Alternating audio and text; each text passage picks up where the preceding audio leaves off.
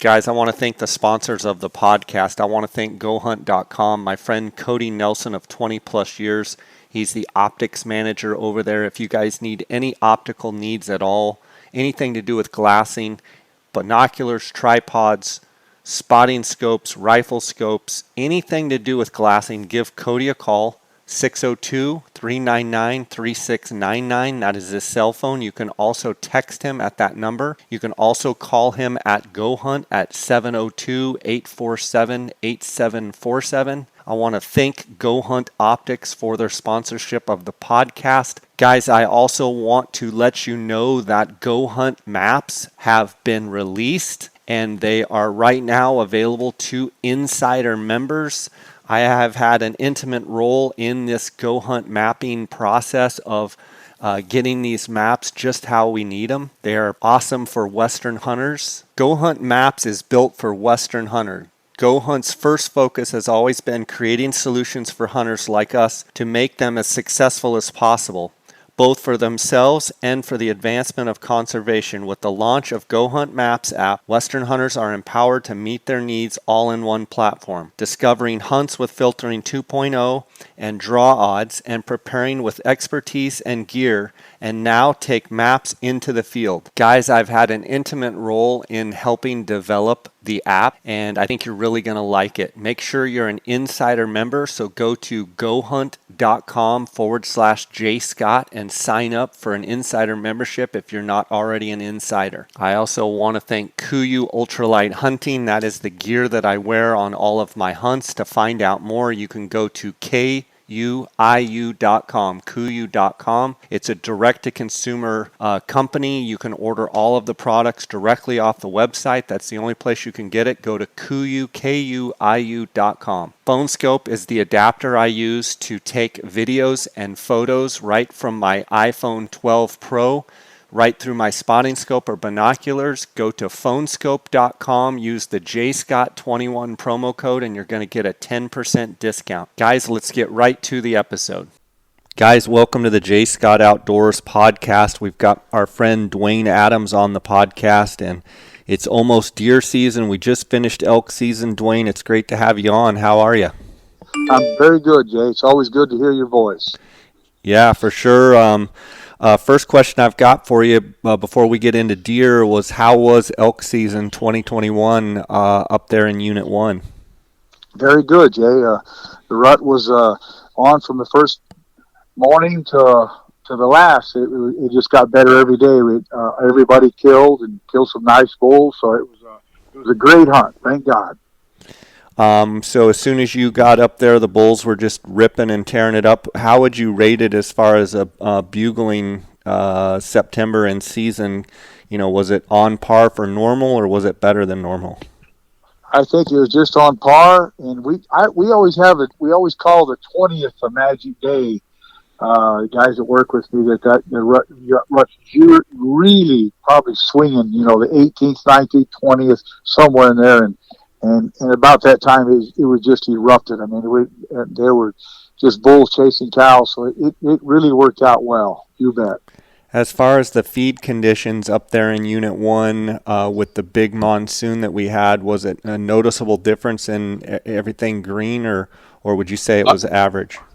Unbelievable. It's the best I've ever seen it in my life. I mean, literally, and it's hard to even say it, Jay, but in places where it was boggy, the grass was up to your waist, and a lot of times way over your knees. I mean, that kind of made it difficult in some places because the grass is so high when we get into that burn that, my Lord, you'd trip over a stick or a log and you didn't even see it. So it was unbelievable. It's the best that I've ever seen in my life.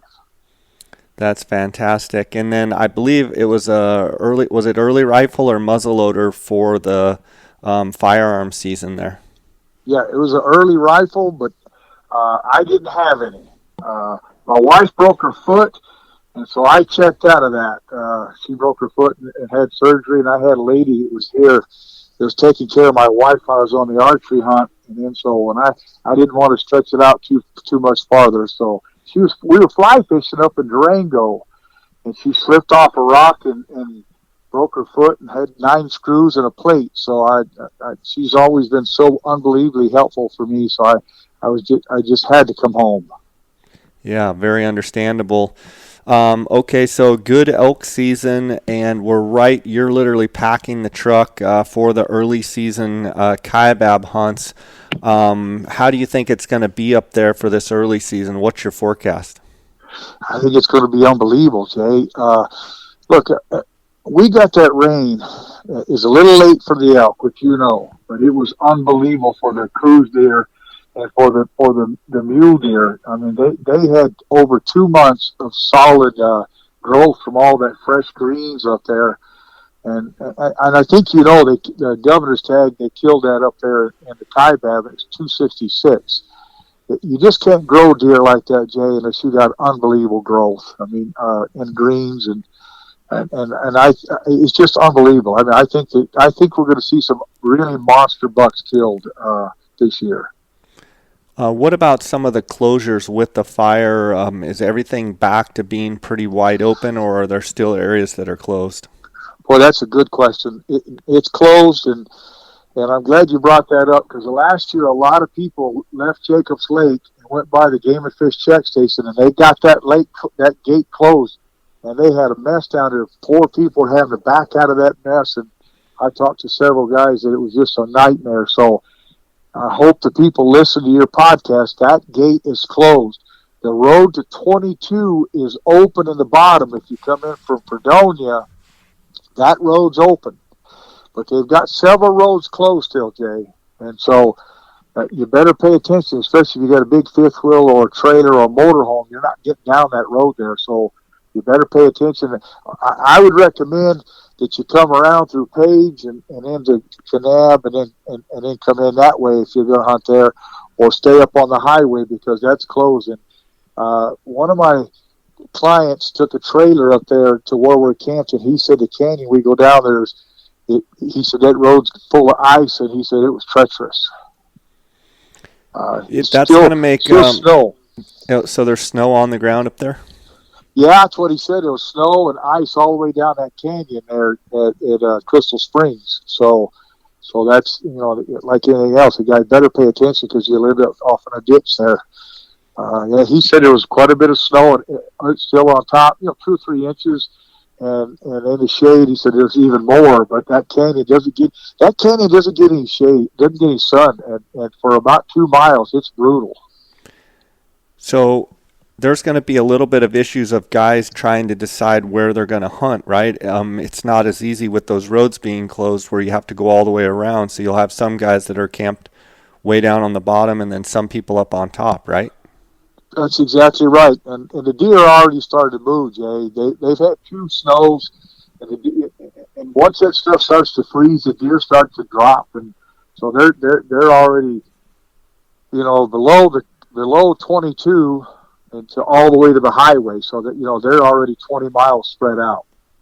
That's one of the things that early hunt, they get caught in those transition areas, and people have to figure out where they're at and where they're moving to, right? That's part of having 40 years experience up there, of knowing kind of where to look in the pockets where they might be. Well, that's probably the best question you've asked, Jay, is once those deer start to move, they usually don't hang up in those trees. They move to the next food. And it's that simple. And because there's not enough food down there until they get down to that next level. In the oaks and then down to the sage and the cliff rose, that's where they're headed. And so that's where they're going once they leave the top of that mountain.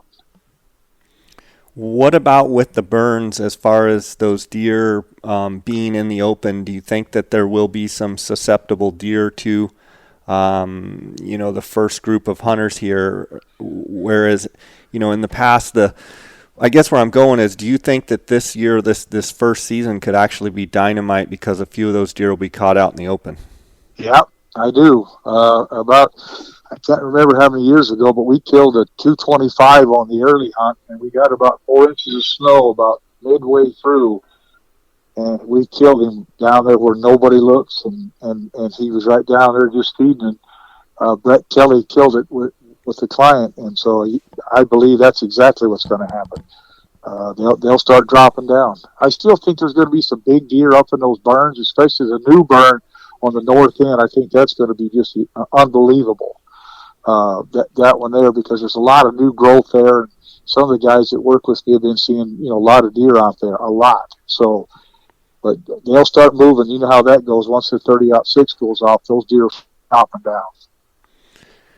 With that being said, so you're headed tomorrow. What's your forecast? And you'll know more after you get back, but are you thinking the late hunt this year just could be as good as it's been in a long time? Yes, I do, because, you know how that is, Jay. And we usually don't have those deer down there where we can play with them until way later. And I think those deer are going to be there. So I think they're going to be on down to slide and jump up and, on down to those places way early. And they may be even some deer down there even now. I mean, once those does, they don't mess around. They just keep going all the way down. So, yeah, in 3 weeks from now, that late hunt could be unbelievable down there. We've got moon conditions, going to be a pretty bright moon. Talk a little bit about your hunt strategy or hunting around full moon condition. Well, it's like anything else. I tell these young guys when they come to my school that people don't pay you to give them an excuse about the moon. They pay you to find deer. And that's why I teach these guys, or try to teach them, how to be a great glasser, because the deer have a tendency to get up in the evening earlier, and they have a tendency to go to bed earlier in the morning. And that's been my experience. And so you just start glassing a little bit in those places that you think they're going to come out earlier, and that's been my MO for chasing those big deer. Is they're going to get up, and if you're there, you got a chance to kill one. Let's talk a little bit about Coues Deer.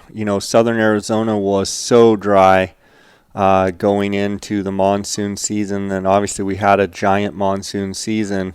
What have you been seeing out there as far as conditions in Southern Arizona, as far as feed and water tanks and available water, and just how is it looking in general?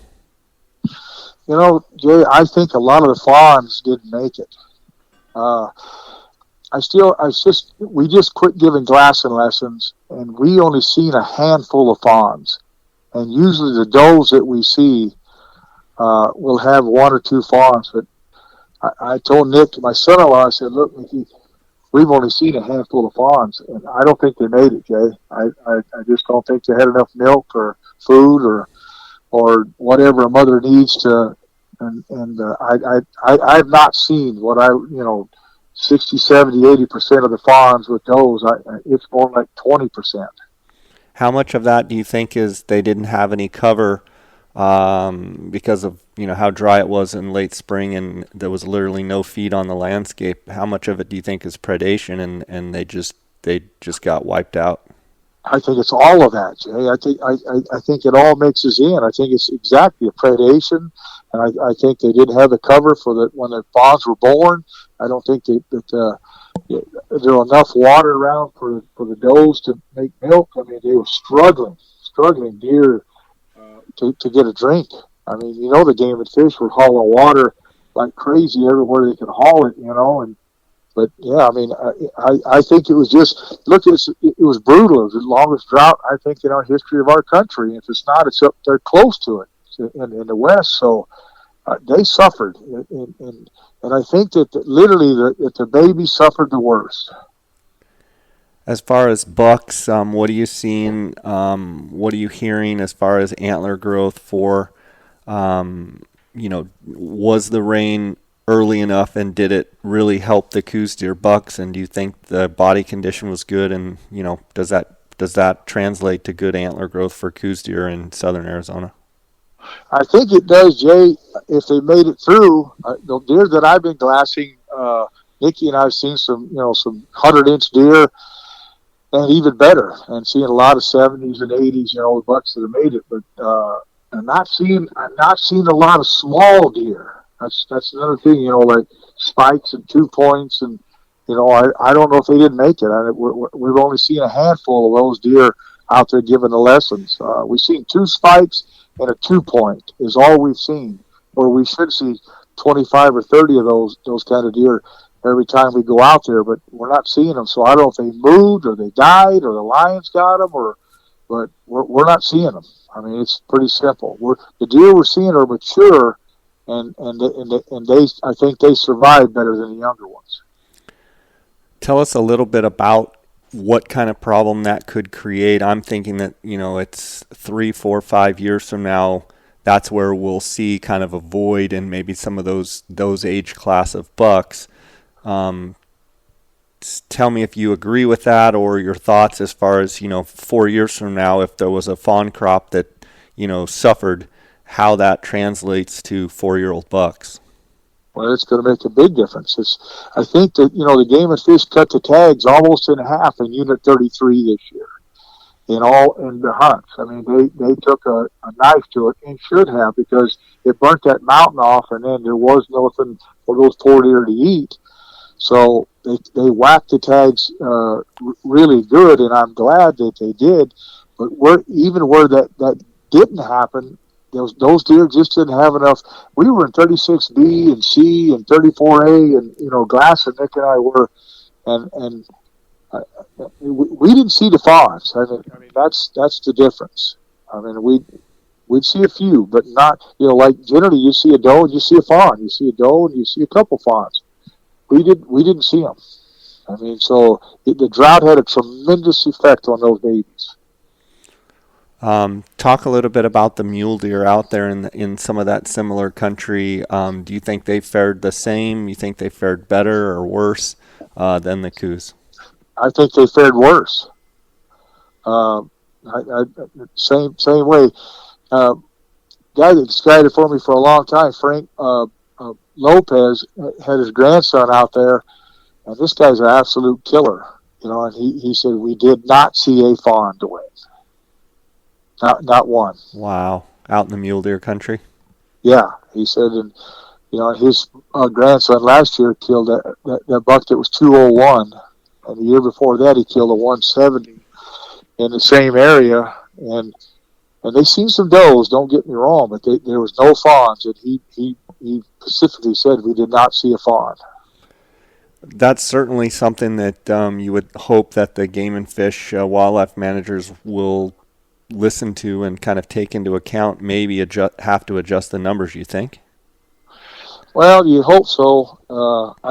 It's hard to argue with the bureaucracy of all that stuff, because there's so much money tied up with everything. So I don't know, but I would hope so. But I mean, we're kind of seeing that with this January hunt that they're leaning that direction and closing units down, and I don't know what they're going to do in the long run. Probably go to a draw. I don't know that, but you can't turn Phoenix loose in 37B. Yeah, that's true. What's your thoughts on the trail cam ban that goes into effect January 1? Overall, someone that's been traipsing around for as long as you have out there in the Arizona woods. Give me your thoughts on the ban and your just overall thoughts. Really, Jay, I don't really have any, to be honest with you. I think that it's a very argumentative point in both directions. So I think some people live and die with those cameras, and I think there's been a lot of controversy in both directions. People stealing them and on and on. So I really believe it boils down, Jay, that you have to go glass. You have to go find the animals, and it's really that simple. And most people, it's easier just to take a picture and find one and then surround it with 50 people. And I don't know if that's what the Game and Fish are trying to get rid of. I don't have a clue. I do think that the Game and Fish have been sick and tired of people calling that my camera was stolen and all the interventions are there. I do know that's going on, but besides that, either way, it doesn't matter to me, because I enjoy going to glass, and so it's pretty much that simple. The Kaibab's a prime example of what I'm telling you, Jay.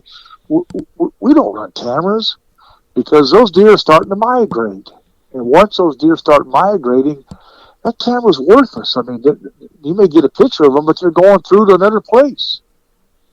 So I know they're deadly in the strip because those deer are coming to those same tanks all the time. But I mean, in our case, you just better know where those deer are going and go look there. That's what it works for me. And in the desert, they can be very efficient in finding a big buck at a tank or a big Coues deer, and then you can hone in on it. But I just always glass, and so I just use that ability.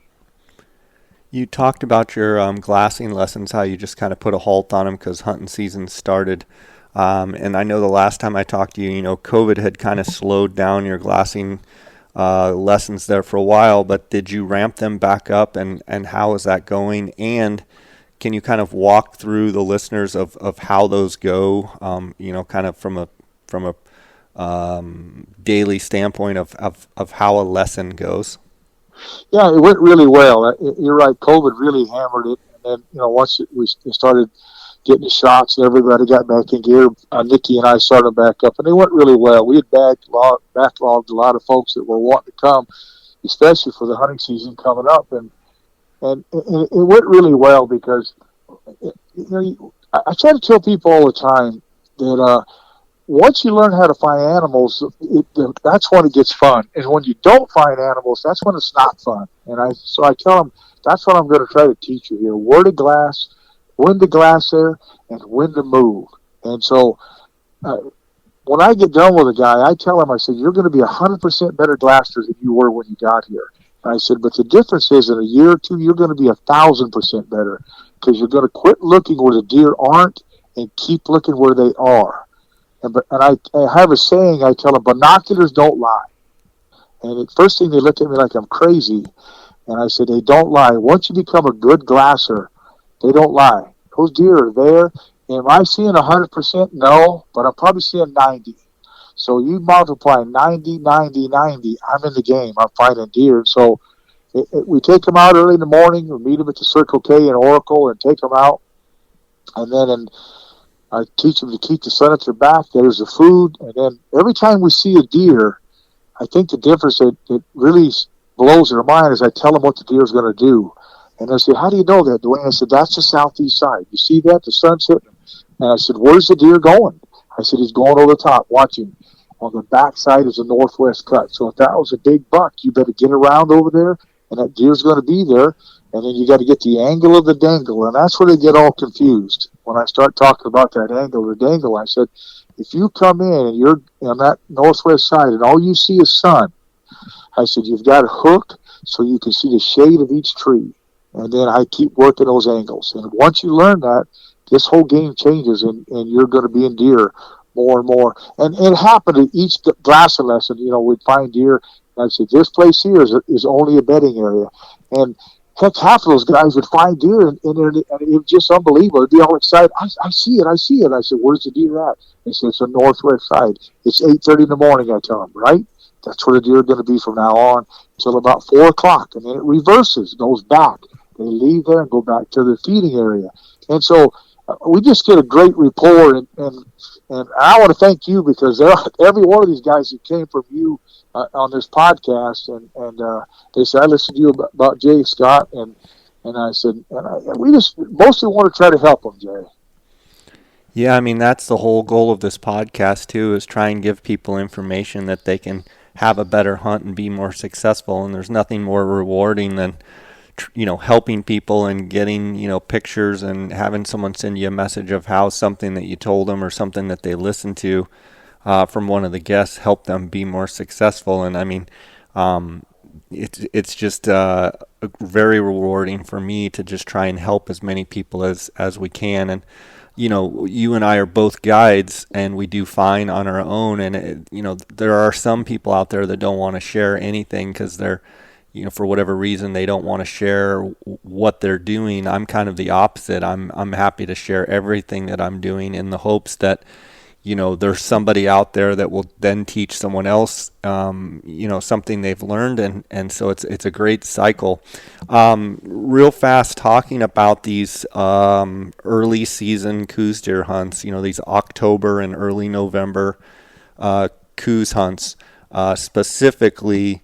I hear you talking about using the sun in the morning to your advantage, but talk about how that sun in the morning is your advantage, but that it very quickly turns into the sun, as that sun, goes west, all of a sudden it creates shade. Is there one side of the mountain, if, I hear you talking about one side and then they're going to move over to shade and then they're going to come back to feed. Is there one side or the other that you would tell people on early hunts to specifically focus on a certain vegetation type or a certain, hillside face, orientation, and find more mature deer? Well, and what you're saying there is exactly what I teach in the class. I said, okay, we're there. As the sun starts to come up, you can see the deer. And as they leave and go in those northwest little cuts and in those hidden areas, that's where the class really takes off, because it's easy to see them in the open. And I get them, Jay, so that they can hook into those sides and look into those shades. So I tell them, look, at 8 o'clock, you cannot look at those open hillsides anymore. They're not there. So you have to get to look into the sun. And so that's really the thing I teach them, is you have to look at the sun after 8 o'clock in the morning. And I said, and that's where it becomes difficult. Most people can't do it. And it starts to grind on them. So I show them several tricks that I've learned that to look into the sun. I said, that if you watch me, I said, you see the shade of this tree? I stand in the shade. The sun's there, but I'm looking into the shade. So, and a lot of times I show them how to hold my hat or put a shirt over it. There's several things that we do that you can look into into that sun, because you got to look into the sun or you're gonna miss those northwest cuts to where those deer land, because that's where it is. Duwane, talk a little bit about in that same situation. You're hunting with a buddy or multiple people, and you've got the opportunity to be looking in those shaded cuts, and then when you do spot a deer, and let's say you're not in shooting range, walk us through how potentially leaving a spotter and keeping someone on that deer, how you go about then moving a guy into position where you can then shoot into that shaded cut. How do you do that? Jay, that's a learned thing, and the reason that I say that is because when I give the lessons, and I try to explain, okay, we see that buck right there, right? All right, now, okay, when you leave this hill and go over there, you're on your own. You just went on an Easter egg hunt. I said, you have to have somebody helping you. And I said, so you don't want to walk on the same side of the ridge that the deer's on. He's going to leave you. You don't want to walk out an open hillside so he can see you. So you have to have somebody directing you on the opposite side of the hill that the deer's on, and then talk to you to ease up to the top, and then the deer straight across from you. And I said, if you don't have that, it's brutal. I said, you're probably not going to kill the deer. It's going to be an Easter egg hunt. So what I'm trying to tell you is get a friend and flip a quarter, do whatever it takes, and have them walk you on the radios or hand signals or whatever you want to do. And that's how we do it, and so in the glassing lessons, every time I say, you see that buck there? He said, yeah, how would you kill it? Well, 90% of them, Jay, want to get on the same hillside as a deer. Right. They say, I'd go around and come on the top. I said, you go around and get on the top, and you run him out of the world. I said, you've got to stay away. You got to stay across the canyon from the deer if you're hunting with a rifle. If you're hunting with a bow, that's another story. But when you're hunting with a rifle, you got to come in from this other side and ease up and sit down there, and then you'll say, all right, Nicky. I do it with Nicky all the time. I said, Nicky, you see where the tree is? It's busted off. Yeah. He's laying to the left. He says, I can't see it. I said, he's got to get up. So we'll sit there and wait him out. And I think that's a huge point of being able to have a common point of interest between you and the spotter, so that even if you don't see where the deer is specifically, you still have the dead tree with the white, limb hanging off the left side, and that's or whatever, it's a yucca or that's a truth. Yeah. Some common point that you both can say, can you see the forked pine tree with the V in the middle? Yes, I see that. Okay, the deer is 50 yards to the left of that, bedded down. I can't see it. It's okay. You just be patient. The deer's going to get up as long as you can see the pine tree. Do you see the little orange oak that's, blah, blah, blah. And yeah, I see that, but I don't see the deer. That's okay. You're inching your way closer to having, several common points of where the deer is at. Then it just becomes a matter of being patient and knowing that you're in the game, your gun's set up, and that you have a chance. It's when you don't have that common point of interest, or common point that you both can say, yes, I see that white rock, that things can go crazy, right? That's it. Everything you're saying is what we try to do. The other thing is we try to do, if we can do it, Jay, is we try to set up in the shade of a tree. Once you cross over that ridge, sit down in the shade of the tree, so then a guy doesn't have a glare on his scope, and all those little small things makes a difference. And then get the guy all set up like that so he can shoot. And then and I'll tell Nicky he's there. Last year that happened to us. We had to sit there for about 3 hours. I said, he's still there, Nick. He's just sitting there. And then I said, he's up. And Nick said, I said, is he up? He's just standing up, Nick. He took about 3 steps, and Nick says, I got him. And that's it.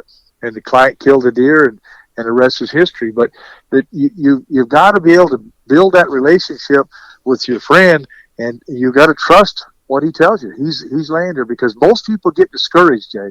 Oh, man, he got away. He got up. I did. And they start moving around on that hill. And as soon as you start moving, that sound echoes across that canyon, and they're gone. Yeah, for sure. Wouldn't you also agree that these early season hunts, until really the rut really kicks in, I mean, the most mature, bigger bucks, they don't move a whole lot. Would you agree with that? So they don't move, if you see them one day and for whatever reason you can't get them shot, and and it gets dark or something, I mean, they're gonna be somewhere pretty close. Would you agree? Oh, they don't move. They don't move at all. That's what I've learned about chasing big bucks. And when I say big, I'm talking Boone and Crockett to up to 130. They're in a little. I chased a deer years ago, Jay, and I may have told you this. And there was 5 cedar trees on this bald ridge. They're great big ones, and they're all clustered together. And I seen this gigantic buck go in there. And I moved in every direction I could move, for all in there for about half a mile away, looking there. I never could see that deer. And I went back there the next morning and set up over there, and go to heck, I seen him about 100 yards from those trees go in there again. He went right in there. I sat there for 4 days before I finally got a crack at that deer. And when he come out, we shot, he scored 122. But if you'd have walked up to that deer from any direction, he'd have heard you coming across that open hillsides, and he'd have went out left, right, high, and low. You wouldn't have killed him. And so he was safe, and he'd lived there probably his whole life, and nobody killed him.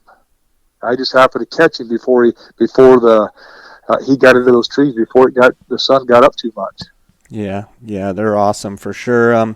Duwane, I know you're got a pack. I really appreciate your time. I want to wish you the best of success up there on those early Kaibab hunts, and we'll check in with you after the hunt and probably talk before the late hunts. But drive safe, and I appreciate all the time that you give us here on the podcast, and I wish you well up there. God bless you, Jay, and good luck with all your endeavors. God bless everybody. All right, buddy. Take care.